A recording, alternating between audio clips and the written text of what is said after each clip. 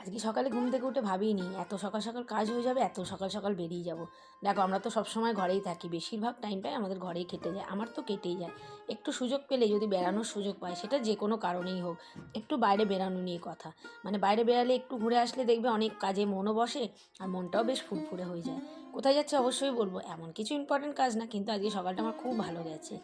শুভ সকাল বন্ধুরা, তোমরা কেমন আছো? আশা করি নিশ্চয়ই ভালো। আমরা সকলে খুব ভালো আছি, সুস্থ আছি। আমি আশা রাখছি তোমরা সকলে খুব ভালো আছো, সুস্থ আছো। এটা দেখতে পাচ্ছ আমার বাবা কিন্তু এই যে জলের ড্রামটা দিয়ে চলে গেল, কারণ আমার বর হচ্ছে মায়ের বাড়িতে জলটা দিয়ে আসে। কারণ যেই দাদারা জল দেয় তারা এক একটা ড্রাম 30 টাকা করে নেয়, আর প্রদীপ যদি এখান থেকে দিয়ে আসে 10 টাকা করে নেয়। মায়ের অনেকটা সেভ হয়ে যায়। আর যখনই মায়ের জল শেষ হয়ে যায় প্রদীপকে ফোন করে, আর আমি তো মায়ের বাড়ির থেকে একদমই কাছে থাকি, প্রদীপ গিয়ে দিয়ে আসে। সেই সুযোগে আমারও একটু যাওয়া হলো। এসে দেখছি মেয়েও এইখানে, মেয়ে তো সকালে টিউশন পড়াতে বেরিয়ে গেছিলো, এসে দেখছি দিদাবাড়ি এসে গেছে, সরু চাকলি খাচ্ছে এসে। আজকে সকালটা আমার এই কারণেই বেশি আরও ভালো, কারণ মায়ের বাড়িতে আসতে পেরেছি অনেক দিন পরে। অনেক দিন পরে মায়ের বাড়িতে আমি আসলাম এত সকাল সকাল। আমার মা দেখো এতটা বয়স হয়েছে, ঘরবাড়ি কিন্তু খুব সুন্দর করে গুছিয়ে রাখে। একদিন হোম ট্যুর দেবো তোমাদের অবশ্যই। এখানে এসে আজকে চা খেয়ে নিলাম। এই যে প্রদীপ বসে আছে, ছোটো মেয়েকেও পড়তে গেছিলো, ওখান থেকে নিয়ে চলে এসেছি। এরপর আমি যাব ছোটো মেয়েকে নিয়ে হচ্ছে রিপোর্ট করাতে। কদিন আগে বললাম না মেয়ের ডক্টর দেখিয়েছি, তো রিপোর্ট দিয়েছে কিছু, তো রিপোর্ট করাতে যাবো। ছোটো মেয়ের একটু ভয়ও লাগছে। চলো প্রদীপ আমাদের নামিয়ে দিয়ে চলে এসেছি আমি সুমঙ্গলে রিপোর্ট করাতে ছোটো মেয়ের। এক কাজে দুই কাজ হয়ে গেল, মেয়ের রিপোর্টও হলো, মায়ের বাড়িতে ঘোরাও হলো। আর ছোটো মেয়ের তো টেস্টটা দিয়েছিল 7 দিন পর ডক্টর দেখাতে বলেছে, তো আজকে নিয়ে 6 দিন। তো আজকে বিকেলে ওকে টেস্টের রিপোর্টটা দিয়ে দেবে, নিয়ে যাব। ও একটু ভয়ও পাচ্ছে, ওকে আমি বোঝাচ্ছি। তবে মেয়ের আমার ধৈর্য খুব, ছোটো থেকে প্রচুর ভুগেছে জানো, প্রচুর ডক্টর, হসপিটালে ভর্তি হয়ে চোখটি হয়েছে, একবার প্যাঙ্কাইটিস হয়েছে, অনেক কিছু একসাথে। চলো ভেতরে চলে এসেছি, ওর ভয় লাগছে, ওর সঙ্গে আমি একটু গল্প করছিলাম। ম্যাডামও খুব ভালো, আর খুব ভালোভাবে নিয়ে হচ্ছে হাত থেকে ব্লাড। দেখো মা তো একটু তো ভয় লাগে, বাচ্চার তো ভয় লাগছেই। মুঠো করো, মুঠোটা করো, মুঠো করতে হবে, নিঃশ্বাস নাও। হয়ে গেছে, হয়ে গেছে।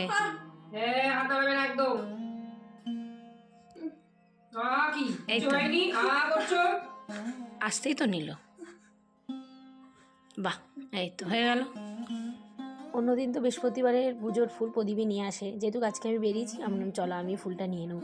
আর প্রদীপ তো আমাকে রিপোর্টের ওখানে ছেড়ে দিয়ে চলে গেছে, কারণ ওর তো দেরি হয়ে যাচ্ছিলো। চলো আজ ফুলটা নিয়ে নিই। ফুলটা নিতে এসে ভালোই হয়েছে, আমি ঘরের জন্য একটু ফুল নিয়ে গেলাম, যেগুলো প্রদীপ নিয়ে আসে না। প্রদীপ তো ঠাকুরের ফুল নিয়েই চলে আসে। একটুখানি চন্দ্রমল্লিকা আর জিপসানগুলো একটু নিয়ে আসলাম, বেশ ভালো লাগে। ফুল তো দেখো সবারই ভাল লাগে। তো চলো কাজ কাজ বলতে দেখো ঘর মোছা, বাসন মাজা, স্নান এগুলো হয়ে গেছে, কিন্তু পুজো দেওয়া, তারপর কাপড় কাচা এগুলো কিন্তু এখনও হয়নি। ওই যে সংসারের কাজ শেষ হয় না। ওই যে সময়টুকুনি বেরিয়েছিলাম না, ওই সময়টুকুনি যদি ঘরে থাকতাম কাজ থাকতো, কিন্তু বেরিয়ে গেছি বলে কোনো কাজ ছিল না। এরকমই সবারই জীবন। যাই হোক চলো জামাকাপড়গুলো ভিজিয়ে এবার দেবো বৃহস্পতিবারের পুজো। আর হ্যাঁ, এই ভিডিওটা কিন্তু অনেকটা লেট হয়ে গেছে আমার ছাড়তে। আজকে আমি রবিবার বৃহস্পতিবারের ভিডিও ছাড়ছি, কী করব বলো বন্ধুরা, এডিট করা হচ্ছে না, একার হাতে সমস্ত সামলাতে হয়। আর যারা আমরা ভিডিও করি, যারা এডিট করি, জানি অনেকটা ধৈর্য লাগে, সময় লাগে। হ্যাঁ, কেউ যদি এডিট করে দিত, আমি ভয়েসটা দিয়ে দিতাম, ছেড়ে দিতাম, আলাদা ব্যাপার। কিন্তু তাও নিজে করছি, একটা আলাদাই একটা কাজও শেখা হচ্ছে। আর কেউ যদি জানতে চায় নিজেও সবাইকে বলতেও পারবো। চলো মেশিনটা চালিয়ে একটু ঢাকা দিয়ে দিলাম, কারণ এত চারিদিকে ফ্ল্যাটের কাজ হচ্ছে না, প্রচণ্ড ধুলো পড়ে যায়। যার সময় জানলাগুলো খুলিনি, এসেই খুলবো বলে। চলো কালকে জামাকাপড়গুলো একটু ভাঁজ করে নিই। আর আমার তো এই একটা কাজ খুব আলিস্যি লাগে, জামাকাপড় ভাঁজ করতে, তো সেটা তো করলে হবে না, কাজ তো করতেই হবে না।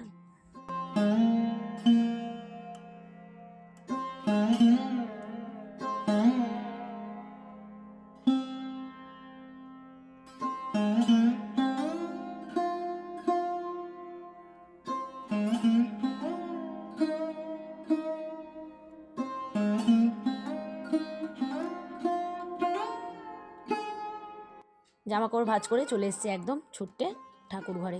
দেখো আমার কিন্তু নাইটি বাইটি সবই নতুন, মানে ধোয়া কাপড় পরা, কিন্তু ওই কাজগুলো করে আসলাম, তারপরে এদিকে পুজো দিতে আসলাম। কারণ বৃহস্পতিবারে জানো প্রত্যেকটা মানুষেরই প্রচণ্ড টাইম লাগে, বৃহস্পতিবারে সমস্ত সিংহাসন পরিষ্কার অনেকটাই সময় লেগে যায়, সেই জন্য অনেকটা এদিকে কাজকর্ম সেরে তারপরে আমি প্রত্যেক সময় বৃহস্পতিবারে পুজোর কাজ করতে আসি। আর এই জায়গাটা যেহেতু আমার খুব শান্তির জায়গা, এই জায়গাটা এসে আমি কোনো রকম বিরক্ত বোধ যেন না হয় সেরকমভাবেই কাজ করি। মানে বুঝতেই পারছো, সত্যি সবারই মন্দিরটা হচ্ছে শান্তির জায়গা। চলো পুজো দিয়ে নিই। আর যেহেতু সিংহাসনটা সাদা, তো একটু পরিষ্কার বেশিই রাখতে হয়, একটু কলিং দিয়ে মুছে নিলাম আজকে সিংহাসনটা।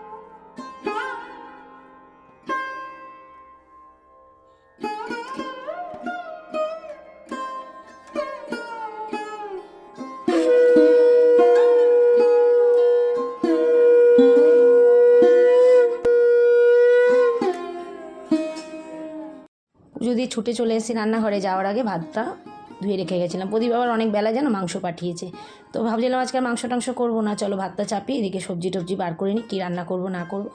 আগের দিন মেথি শাক এনেছিলো, সেটাকে একটু বেছে রেখেছিলাম, আর শাক পাতা আমি রাত্রিবেলায় সব বেছে গুছিয়ে রাখি।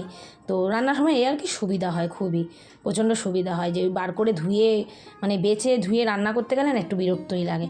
আর মেথি শাক কিন্তু খুব ভালো লাগে খেতে, বেগুন আর শিম দিয়ে করেছিলাম।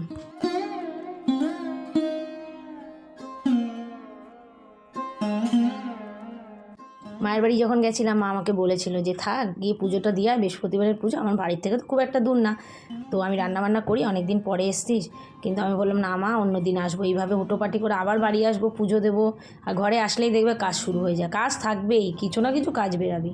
চলো মেথি শাকটা ওইদিকে শিম আর বেগুন দিয়ে কালো জিরে ফোড়ন দিয়ে ভেজে নিলাম। একটু নুন মাখিয়ে রাখলে কী হয় বলো তো, নুন মাখিয়ে রেখেছিলাম শাকটাতে, তাহলে কি হয় বলো তো, ওই তিতকুনি ভাবটা একটু বেরিয়ে যায়, মেথি শাক তো একটু তিতকুনি লাগে। আর তারপরে চলে এসেছি মাংসটা কষাতে। আমি এদিকে ক্যামেরা অন করে রেখে গেছি একটা কী কাজ করতে, মেয়ে কিন্তু জানে না ক্যামেরা অন রয়েছে এখনও। ও এসে কী করেছে, পাকামো শুরু করে দিয়েছে। ও রান্না করতে কিন্তু ভীষণ ভালোবাসে, এক একটা রান্না করে খুব ভালো, কিন্তু আমার খুব ভয় লাগে গ্যাসের কাছে, ছোটো মানুষ, হট করে কড়াই টড়াই যদি উল্টে পড়ে যায়।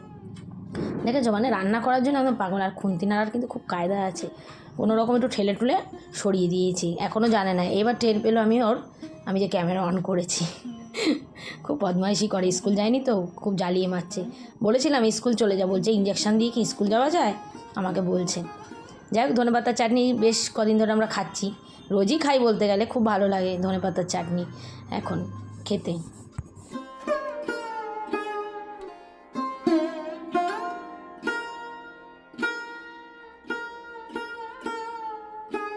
মাংসতে একটু কাসুরি মেথি দিয়েছিলাম, বেশ ভালো লাগে।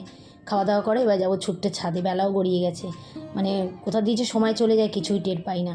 আর বিকেল হলেই কখন আমার মনটা ডাকে, আমি কখন ছাদে যাবো আমার গাছগুলোর কাছে। সকালে তো আসি, কিন্তু বিকেলে জলটা দিতে হয়, সার দিই, এইসব তো বিকেলেই কাজগুলো করি। তো দেখো এই যে টমেটো বেশ বড় হচ্ছে, এখনও পাকেনি, গাছগুলো একটু জল দিয়ে নিই, আর পালং শাকগুলো আরেকটু বড় হোক, তারপরে তুলে খেয়ে নেবো একদিন, ওই একদিন করবো, হয়ে যাবে। দেখেছো, আমি এসে বাইরের জলটা দেওয়াতে কাকটা এসে খেয়ে গেল, এসে দেখলাম বাটিটাও খালি হয়ে গেছে। তো চলো গাছে জল দিতে দিতে আমার এই ছোট্ট ভিডিওটা শেষ করলাম। হ্যাঁ, অনেকটা লেট করে ছাড়লাম ভিডিও ভালো লাগলে লাইক কমেন্ট শেয়ার করে পাশে থেকো। আবার দেখা হবে কালকে একটা নতুন ভিডিওর সাথে। তো টাটা বন্ধুরা।